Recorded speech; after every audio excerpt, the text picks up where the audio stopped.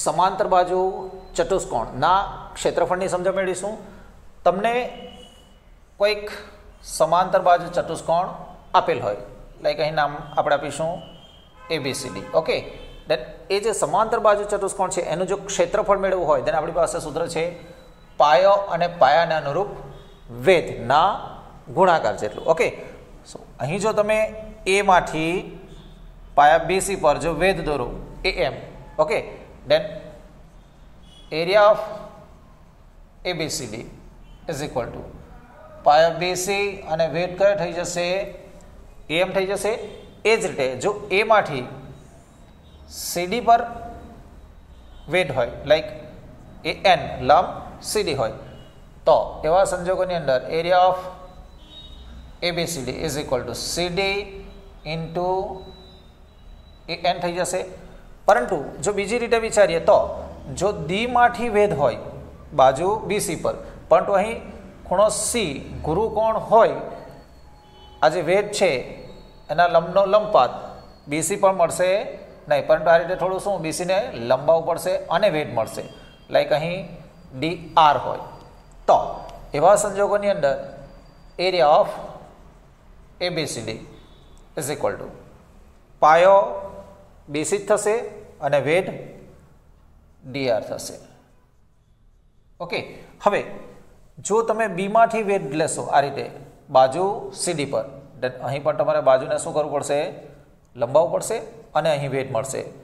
માની લો કે BS વેધ છે। ઓકે, દેન આવા સંજોગોની અંદર area of ABCD is equal two પાયો કયો થશે CD થશે અને વેધ BS થશે।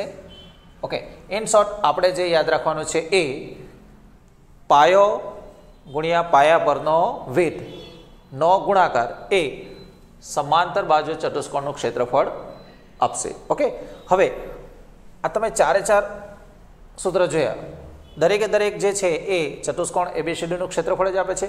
સો તમે જો આ 1 અને 2 નંબર આપી આ બંનેને જો સરખાવશો then બંને જે છે એ चतुष्कोण ABCD ना क्षेत्रफळ छे। सो अहीं तमे BC into AM is equal to CD into AN एक सूत्र मळी जशे।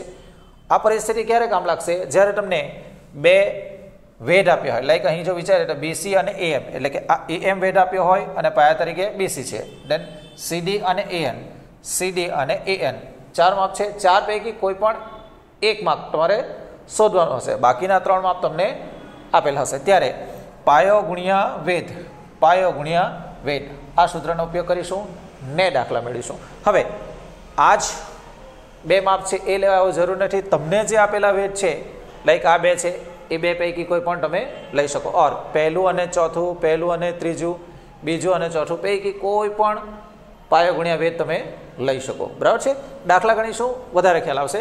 આ જે સ્ટેટમેન્ટ છે તે અને આ આકૃતિ અને આ ચાર સૂત્ર જે છે તે અને નીચે આજે આપણે પાયો ગુણ્યા વેધ બરાબર પાયો ગુણ્યા વેધ મેળવ્યું છે એ જરા લખી લેજો અને પછી આપણે આગળ દાખલાઓ સમજીએ।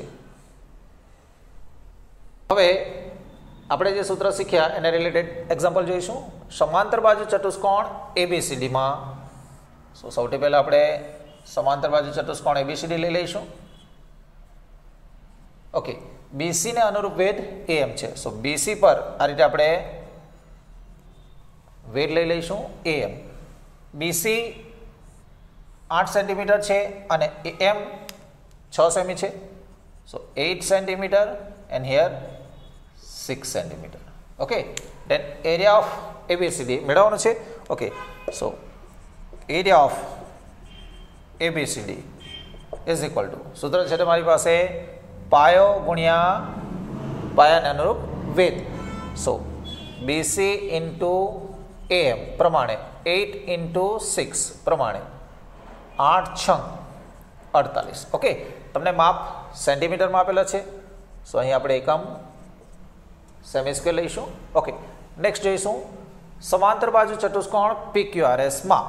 सो अहीं आपणे चतुष्कोण PQRS समांतर बाजू चतुष्कोण तरीके लईशुं। QR 10 सेंटीमीटर है। QR 10 સેન્ટીમીટર છે અને એરિયા ઓફ ABCD ક્ષેત્રફળ જે છે એ ટોટલ કેટલું છે 120 સેમી સ્ક્વેર છે. તો QR ને અનુરૂપ વેધ એટલે QR પર જો તમે આ રીતે વેધ લો તો એ વેધ જે છે PM એની લંબાઈ કેટલી. અહીં તમે જાણો છો અહીં એરિયા ઓફ PQRS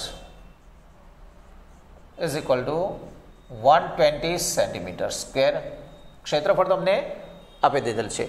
પાયો 10 સેમી છે, વેધ તમારે મેળવવાનું છે. Okay, so area of PQRS is equal two પાયો QR અને પાયા પરનો વેધ જે છે એ શું છે PM છે. ઓકે, અહીં ક્ષેત્રફળ આપણે 120 લઈ લઈશું, QR 10 છે, PM આપણે મેળવવાનું છે. Then 120/10 is equal to PM. So 0 0 cancel થઈ જશે. Then PM is equal to 12 centimetre મળી જશે. સિમ્પલ છે. હવે પાયો વેધ આપણે જે અગાઉ સૂત્ર જોઈ ગયા છે એને રિલેટેડ દાખલા હોય એવા જોઈશું. Write down. ચતુષ્કોણ ABCD સમાંતર બાજુ ચતુષ્કોણ છે. ઓકે, સો સૌથી પહેલાં આપણે આ રીતે એક સમાંતર બાજુ ચતુષ્કોણ ABCD લઈ લઈશું, જેમાં એ લંબ CD એ માંથી CD પર આ રીતે લંબ છે AE અને CF લંબ AD C માંથી AD પર લંબ છે.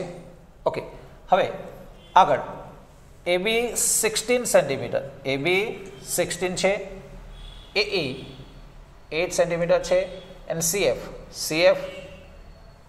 10 સેમી છે. દેન AD શોધો. આ AD બાજુ જે છે એ આપણે શોધવાની છે. ઓકે, સિમ્પલ છે. અહીં જો તમે સમાંતર બાજુ ચતુષ્કોણનું ક્ષેત્રફળ મેળવવાનું હોય દેન પાયો ગુણ્યા પાયાને અનુરૂપ વેધ લેતા હોય છે. સો સૌથી પહેલાં જો આપણે વેધ AE જો લઈએ તો એને અનુરૂપ પાયો CD મળે છે. ઓકે, સો અહીં CD ઇન્ટુ AE પાયો ગુણ્યા વેધ જે છે એ અને આ AD અને વેધ CF છે તે બંને ચતુષ્કોણનું ક્ષેત્રફળ જ આપે છે. સો આપણે AD ઇન્ટુ CF લઈશું. પરંતુ અહીં તમને CDનું માપ ખબર નથી પરંતુ ABનું ખબર છે. દેન AB 16 હોય CD પણ સરખી થશે કારણ સામસામેની બાજુ છે. સો અહીં આપણે ઉલ્લેખ કરી દો ચતુષ્કોણ ABCD સમાંતર બાજુ ચતુષ્કોણ છે. ધેરફોર AB બરાબર CD બરાબર 16. ઓકે, સો CD ના સ્થાને આપણે 16 લઈ લઈશું. એ તમારી પાસે 8 છે, AD જે તમારે શોધવાના છે અને CF 10 આપેલ છે. સો 16 ઇન્ટુ 8/10 AD મળી જશે.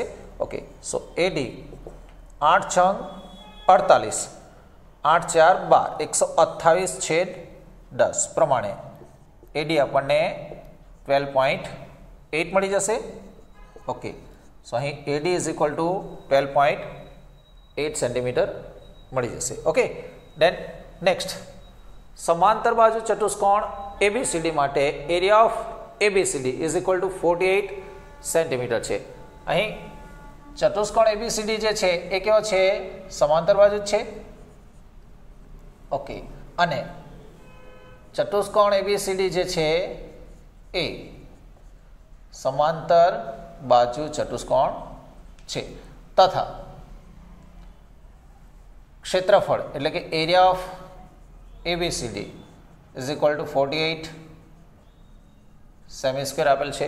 તો ABC નું ક્ષેત્રફળ શોધો. ABC દેટ મીન્સ કે અહીંથી તમારે એક વિકર્ણ લેવું પડે છે. હવે તમે જાણો છો એ પ્રમાણે સમાંતર બાજુ ચતુષ્કોણનો વિકર્ણ છે એ તેનું બે એકરૂપ ત્રિકોણમાં વિભાજન કરે છે અને બે ત્રિકોણ જો એકરૂપ હોય તો એમના ક્ષેત્રફળ કેવા થાય સમાન થાય. ઓકે, સો એ નિયમનો ઉપયોગ કરીશું. અહીં